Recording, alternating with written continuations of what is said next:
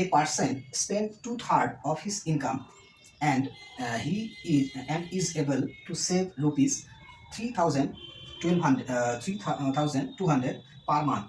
His per month expenditure rupees কত হবে? তো এখানে হচ্ছে ইনকাম, এখানে দেখো স্পেন্ড করে কত 2/3, তাহলে 2/3, ঠিক আছে, কিসের ইনকাম যত, তো ইনকামটা আমরা ধরে নেবো, ঠিক আছে, ইনকামটা আমরা যদি ধরে নেই, আচ্ছা ইনকাম এখানে কত ধরবো, দেখো এখানে ফ্র্যাকশন পার্ট দেওয়া আছে 3, তাহলে ইনকামটা আমরা হচ্ছে 3x ধরবো, তাহলে ক্যালকুলেশন ইজি হবে। তাহলে ইনকাম যদি এটা হয় তাহলে স্পেন্ড করবো কত, তাহলে এক্সপেন্ডিচার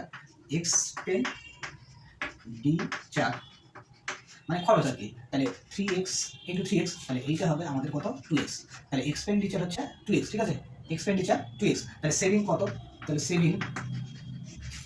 সেভিং হচ্ছে 3x মাইনাস 2x, একটু মুখোমুখি করা যায় x, তো সেভিংস এখানে কোশ্চেনে বলা আছে সেভিংস কত করছে 3200, তাহলে x এর এই ভ্যালুটাই দেওয়া আছে 3200, ঠিক আছে। তো এবার এখানে কোশ্চেনে বলা আছে হিস পার মান্থ এক্সপেন্ডিচার, তো এক্সপেন্ডিচার কত, এক্সপেন্ডিচার হচ্ছে 2x, তাহলে এখানে হচ্ছে 2x এর ভ্যালুটা কত হবে 2 ইন্টু 32, দ্যাট ইজ 6400, এইটা হচ্ছে এক্সপেন্ডিচার। ওকে, তো এক্ষেত্রে আমাদের সঠিক আনসারটা হচ্ছে অপশন নাম্বার সি হচ্ছে কারেক্ট আনসার।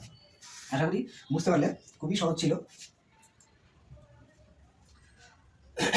তো 53, তো 53 কি বলা আছে, if the simple interest on rupees 400 for 10 years is 280, then rate of interest per annum।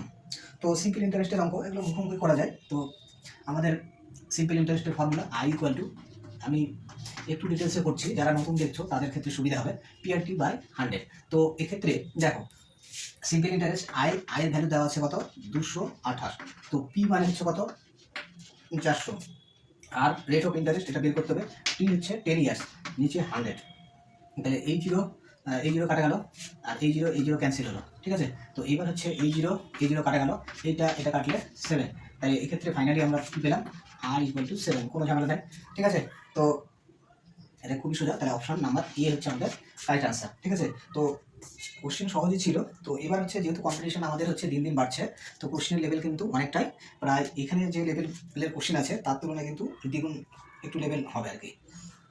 তো তার জন্য তোমরা এখন থেকে প্রিপারেশান নিয়ে নাও, যাতে বেসিক থেকে শুরু করো আর কি। আমি বলবো না কোনো একটা পার্টিকুলার এক্সামকে টার্গেট করে করো, এক্সাম অবশ্যই টার্গেট থাকবে, কিন্তু তোমার হচ্ছে যারা নতুন শুরু করছো তাদের জন্য মেনলি বলছি, তাদের ক্ষেত্রে আমি বলবো তোমরা হচ্ছে বেসিক থেকে একদম শুরু করো, যাতে এই পরীক্ষাতে না, যদি কোনো কারণবশত না হয় পরের এক্সামগুলোতে যেন হচ্ছে তুমি সেক্ষেত্রে সাকসেস পেতে পারো। তার জন্য বলবো যে কোনো পরীক্ষার ক্ষেত্রে আমাদের হচ্ছে বেসিক থেকে আমাদের শুরু করতে লাগে, মোটামুটি হাতে 2 বছর 2.5 বছর 3 বছর মতো সময় নিয়ে আমাদের হচ্ছে ফিল্ডে নামা উচিত কম্পিটিটিভ লাইনের ক্ষেত্রে।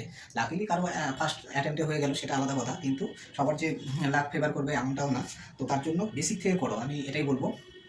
তো চলো পরবর্তী কোশ্চেন।